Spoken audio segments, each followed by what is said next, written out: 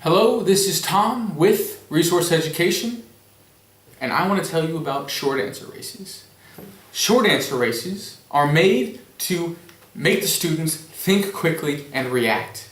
And it's based around these cards right here. Every different color represents a different tense. So I've got right here, purple, we got past simple with to be.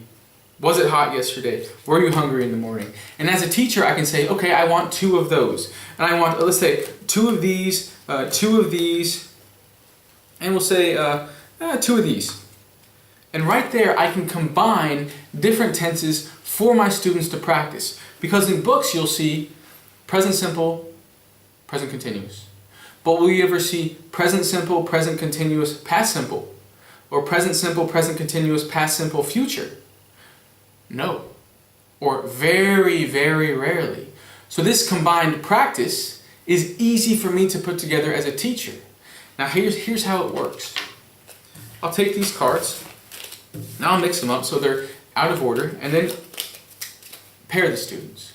So student A asks student B, okay, were you hungry in the morning? Yes, I was. Student B responds with a short answer. Is it gonna rain tomorrow? No, it isn't. Was it hot yesterday? Yes, it was. Do you have 3 cats? No, I don't. First, they go through it slowly. And then there's a challenge. They time it.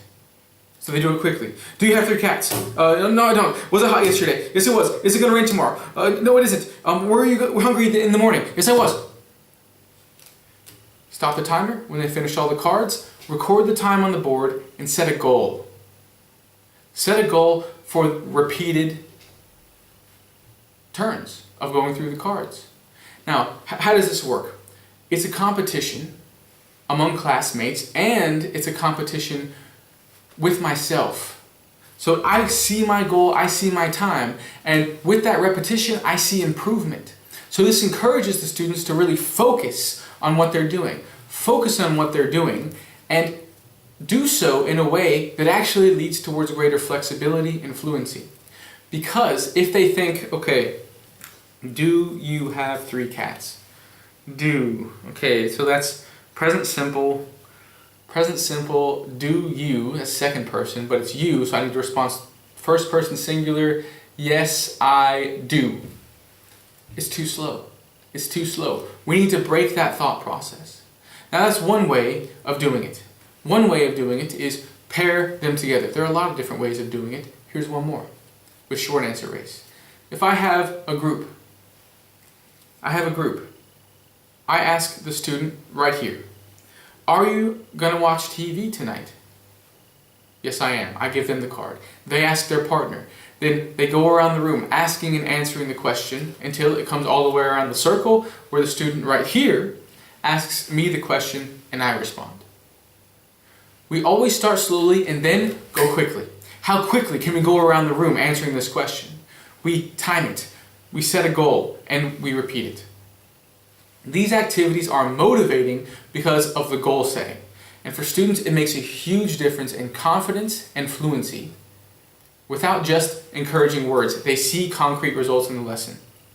And what I love about it is the flexibility it gives me as a teacher to be able to choose what I want to practice. To choose what I want to practice and choose different combinations to make that practice richer than just a simple fill in the blank or anything else of that nature.